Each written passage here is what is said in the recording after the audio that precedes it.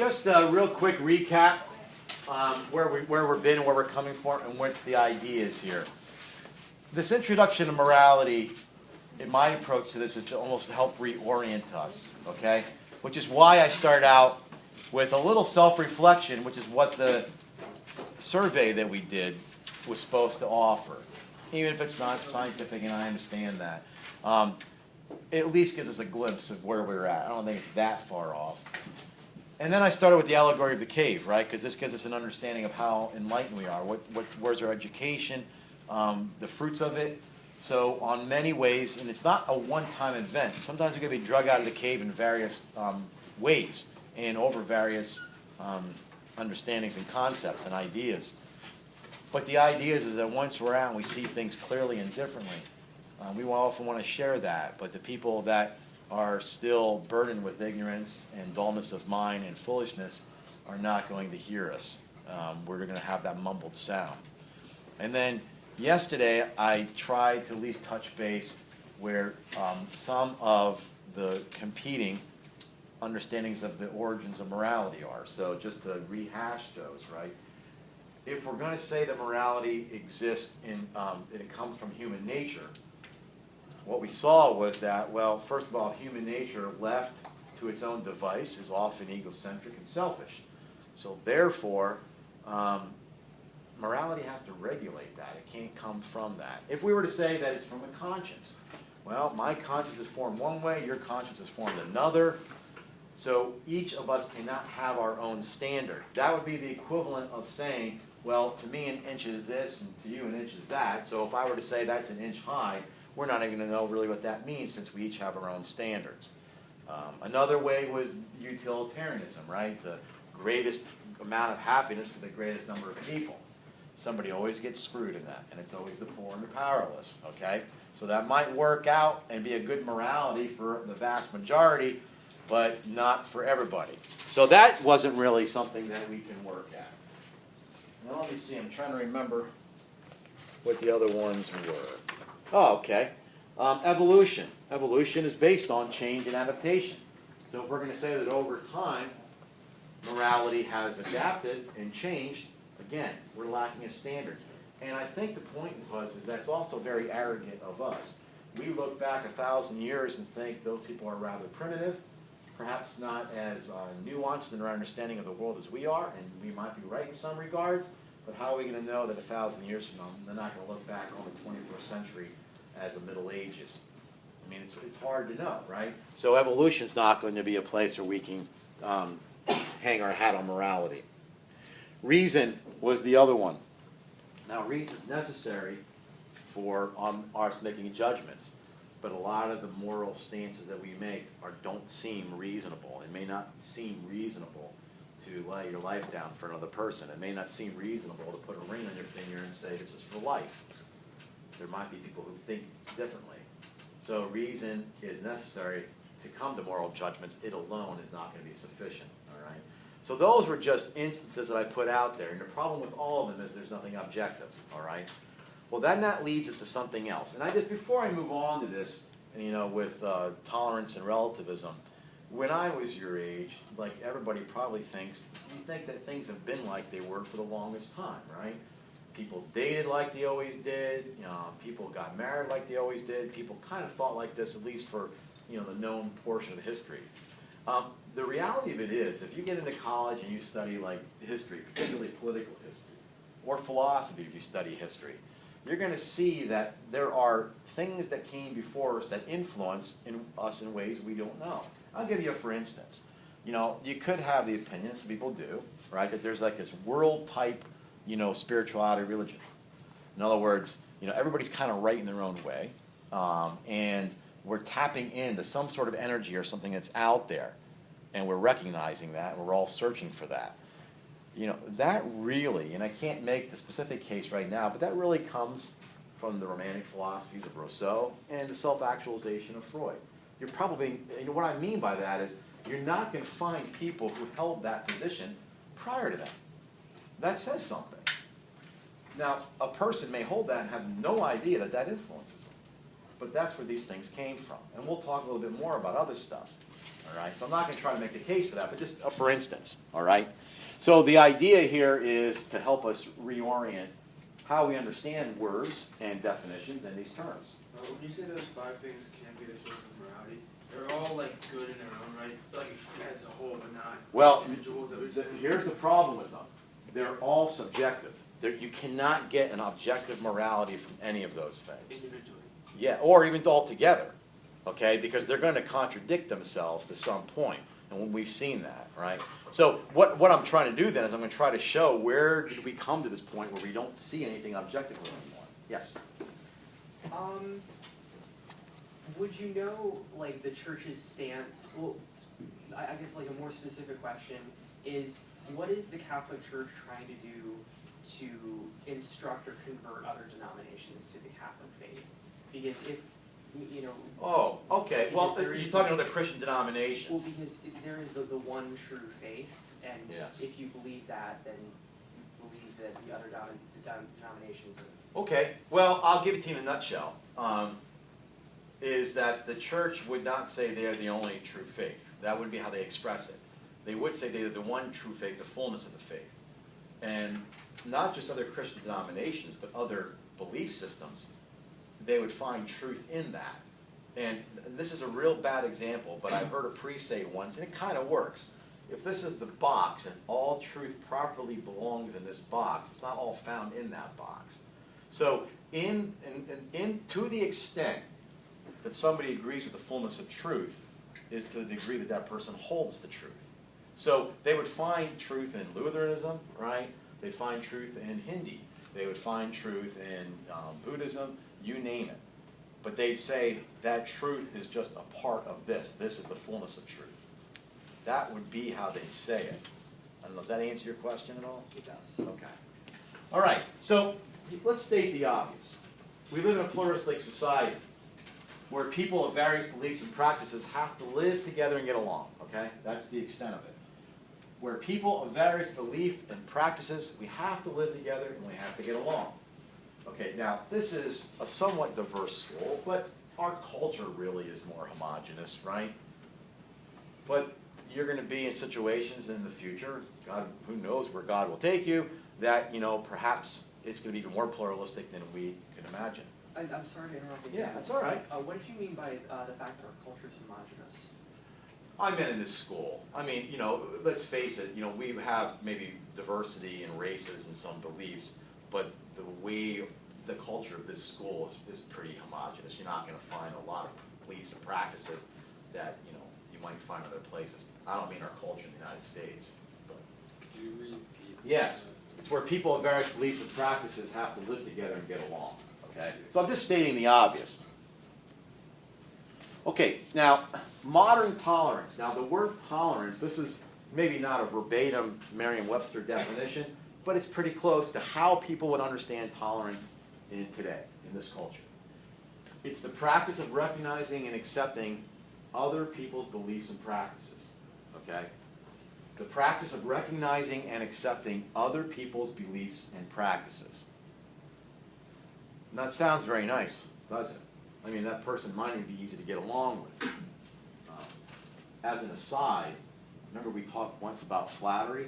That would also be a known form of flattery. You're molding yourself to the culture and other people. So the practice of recognizing and accepting other people's beliefs and practices, the key word there is accepting, all right? Here's the thing. There are many things that you should not be tolerant of. So the fact that this may appear like it's judgmental free is a facade. If I were to bring somebody up here and they were going to make the case for racism, would you tolerate that? I mean, I'm not saying tolerate them in front of you. Would you tolerate their argument? No. I don't think on any level Martin Luther King Jr. was tolerant in that regard. Okay?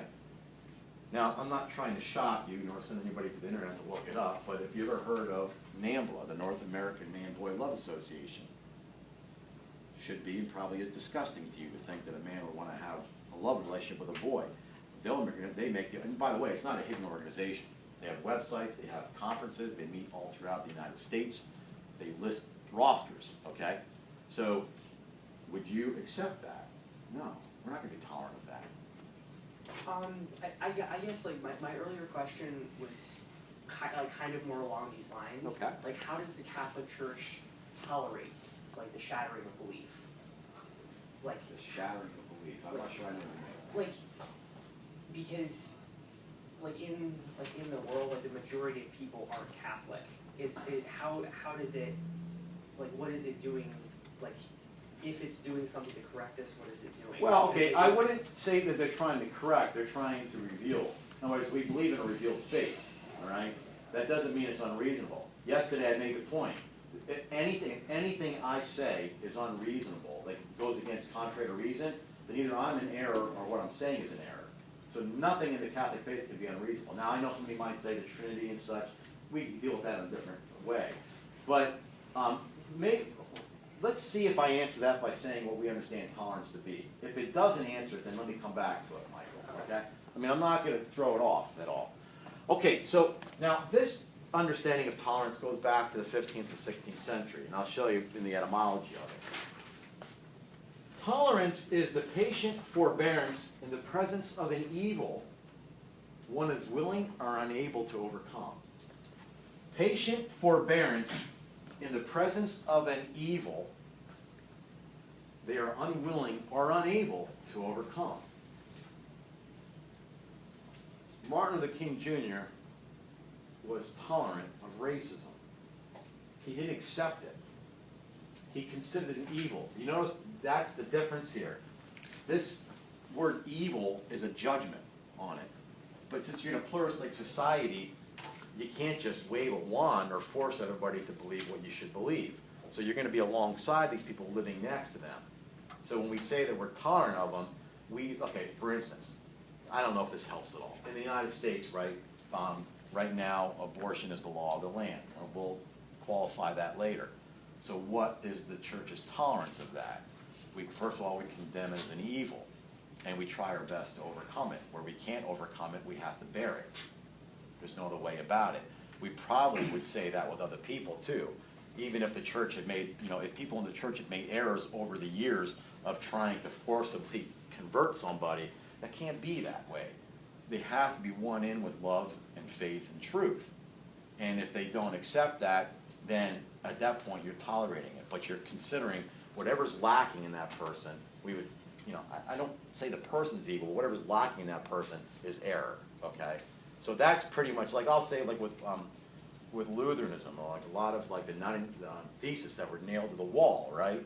A lot of those things, the Catholic Church would say, yeah, these were errors in here, but the other things that still exist, we would still call that separated from us, because it's a partial truth. So how do you engage people? With dialogue, and hopefully with love and charity. But nonetheless, we would still say it's falling short of the fullness of the truth. Does any of that help, or am I not even getting close yet? It does. Okay. You can keep asking if I'm not getting it. Now let's look at the etymology of the word, right? Tolerantia, to me, it literally means endurance and fortitude, okay? Endurance and fortitude. So the word literally has its root in to endure and to be strong. Now, we still have this connotation in many things, right? Okay, you're going to EMT training and such, right? Okay, so if we talk about medicine, if somebody needs a dosage, you might use the term, will they tolerate this dosage? We're not saying, does the person accept 20 milligrams? Will their system tolerate, endure, and be strong in the acceptance of this? I'm using too many words now, but it has a different understanding, okay? You might say this with alcohol. Some people have a greater tolerance for alcohol. We're not saying they have a greater acceptance. We're saying that they're able to endure and remain strong with a greater level of it, okay? All we're trying to say is this was always the original understanding of the word. This acceptance, even though it's in the dictionary today, is quite novel, okay? Quite novel. There's a quote on the door there from Archbishop Chaput of Philadelphia that says, tolerance is not a Christian virtue. Love and truth, fortitude, these are Christian virtues. This is something that we need in a pluralistic society.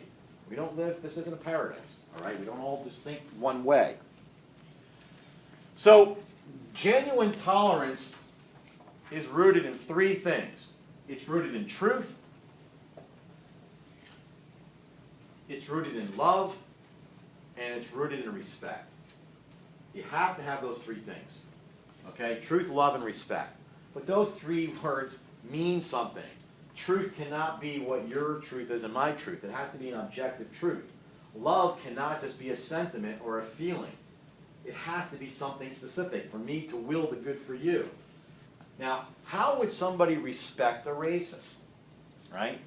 How we would respect a racist is we have such a high respect for them as persons, we are willing to engage them in dialogue and expect them to be able to respond to our dialogue, and vice versa. That's respect. I will speak with you. All right? So the difference, though, let me bring up the next thing. The difference is that tolerance applies only to truth. I'm sorry, tolerance only applies only to a person, not to the truth. Okay? I will tolerate the person if somebody in my family is an habitual liar and I can't change that. I will tolerate them as a person. It's an evil that I am unable to change. I will not tolerate lies. I don't want somebody to come up here and explain to you why lying is good. You should not tolerate that. Out of respect, you should engage them in dialogue. Now, how does this all play out? Well, you don't have to copy this down, but let me bring up this quote. Alice von Hildebrand, her husband was probably one of the finer Catholic philosophers of the 20th century. She was a professor up at Hudson College in New York for a long time. I was fortunate enough to hear her lecture. She says, the secular model of virtue is tolerance. In other words, we've raised this as our virtue. And she goes, it's obvious in schools and universities. How many schools, they're tolerating anything. And if the people don't tolerate it, then the chancellors have to quit or get fired, right? Not to mention the media. Could you imagine wanting to engage somebody on the media? Like, in other words, if the church, when I get to teach you about the homosexual person, I can almost assure you that you're going to hear it in a way you didn't expect, all right? Because you're going to have some preconceived notion of how I'm going to deliver it, and I'm going to come at it from a different angle. If I were to try to have the discussion on the media, I'd be labeled a homophobe. I'd be labeled a bigot for even trying to have the discussion, all right? So there'd be a lack of respect and, ironically, a lack of tolerance, even in their version of the word to me, all right? So the idea is that she goes on to say that people have this general notion that tolerance somehow will guarantee universal peace and goodwill. Can't we all just get along? No, you can't tolerate all things. And ironically, nobody ever does tolerate all things. That's the irony, right? They've already made, even a person says, I don't want to be judgmental, I want to tolerate, I want to be tolerant. You're not tolerant, you've already made it. The fact that you just said, I don't want to be judgmental, was a judgment. You just made a judgment. It's almost like somebody saying, I don't believe in any absolute truth. The irony of that sentence is you just spoke what you consider to be an absolute truth. I mean, it's self-contradictory, right? Anyway, let's see if we can get through this slide. When's this over? 21. We're going to do good. I thought I can get through it with you guys. Maybe if we have time for more discussions, great. So really nothing here to say except, isn't the modern sin intolerance? That's the one thing that we like to point out with people. They're intolerant. And we use words like bigot to point that out. You guys told me you read Orwell's 1984. There's a quote on my door out here. I got to go out to read it. It says, truth is the new hate speech. During times of universal deceit, telling the truth is the only revolutionary act. So this idea of relativism and intolerance, well, tolerance, it's rooted in skepticism. Okay, now skepticism is not relativism. Skepticism is, I don't know. And by the way, has anybody heard of Rene Descartes? Has anybody, you have? Okay. Has anybody heard the phrase cogito ergo sum? Or let me put it into English. I think, therefore I am. Have you heard that phrase? Okay. Here's what he meant by that. He didn't really mean that because I'm thinking I know I exist. That's not really what he meant. What he meant is, I can't be certain of anything in the world except the fact that I am doubting. So here I have a straight stick, right? If this were an aquarium up here, and I were to put the stick in the aquarium, don't say it's wet, what happens to the visual of the stick? What will you see? It'll look like it's bent, all right? Now, he's not saying he's confused whether or not the sticks are straight. What he's saying, he pulls it out, it's straight, he puts it in, it's bent. What is it that I can be certain of in this world? And he goes on to make some pretty good arguments through his meditations. Whether or not you know about him or read his meditations, I trust me, that has influenced the culture that you are breathing in, all right? It started off on skepticism. Now, modern tolerance, all right, and skepticism, really both, first of all, are based on sentiment and apathy. It's based on sentiment and apathy. For instance, we can't be certain of anything. All we can be certain of is how we feel about it. And even our language reveals it. We often start out by saying, well, I feel, even if we don't really mean that. It's kind of like entered our vernacular, all right? And apathy. Have you ever been in a situation where it seems so complex to understand, you just put your hands up and say, screw it? I mean, I do that with politics. I'm not like a political junkie, but I do my best to be informed. How do you do that? I mean, I really don't know. You can take one person and say, I'm going to try to figure out what this guy or this woman says and believes. Good luck. Because you're going to get so many conflicting reports, and then they're going to be sending you, if you say, well, I want to go back to original sources, I want to read the records, good luck with that. Because nobody just votes on one law. The law's always got 15 things in it. And who knows why they voted for that. And if they didn't vote for it, then they'd be in trouble for that. So, I mean, you're really trying to gather as much information, to have knowledge about the person, and sometimes you throw your hands up and say, screw it. This is too much. Don't we do that sometimes? We're trying to figure out how do all these things work together in a pluralistic society?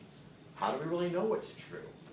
Are we skeptics? Maybe we really can't know. So what do you fall into? Apathy. And it's a slide that you go down. And it's all based on one thing. You do not accept an objective truth.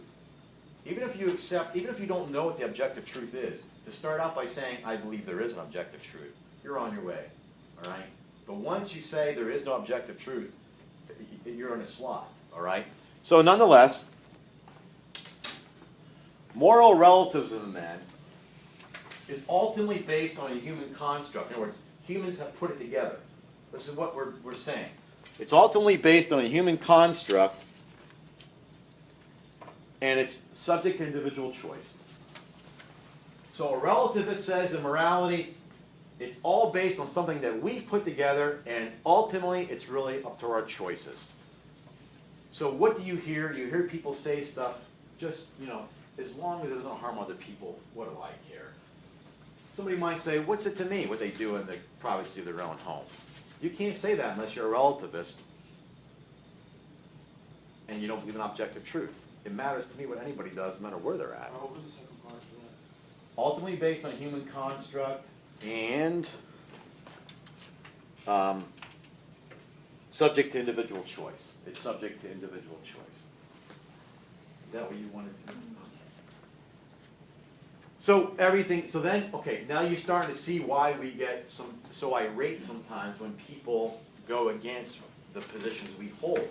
Because the force and the weight of it is based on our individual choice. I've come to this conclusion, and now you're challenging not just my choice, but me. We internalize it, okay? So just trying to set the stage for where we're going here. Now, where morality is non-objective and unchanging, because this is what the church says. We're saying morality is objective and it's unchanging, all right? But where it is not objective and unchanging, you're going to find an incoherent notion of truth. In other words, it's not going to make any sense. You're going to find an incoherent notion of truth.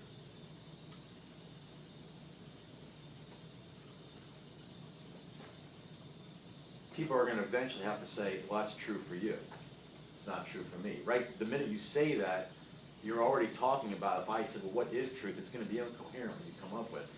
and you don't need to be Christian to arrive at this. That's something else. Again, let me go back to say that Socrates was put to death because of the certain truths that he came up with on his own. Oh, I'll put this up there and then I'll leave it. In the last thing, a relativist advocacy for tolerance, and I'll start this up tomorrow, is morally misguided. A relativist advocacy for tolerance, even with the best intention, is morally misguided. Pope Benedict XVI used the phrase, the dictatorship of relativism. You know what a dictatorship is, right? It's somebody that has control over the entire population. He says relativism has grabbed hold of people. They can't even see. It's almost like you're in colored, cloudy water and we don't even know it. So it's like we have to get outside of this and analyze it from there. We'll start with this quote tomorrow. Or Friday, I'm sorry.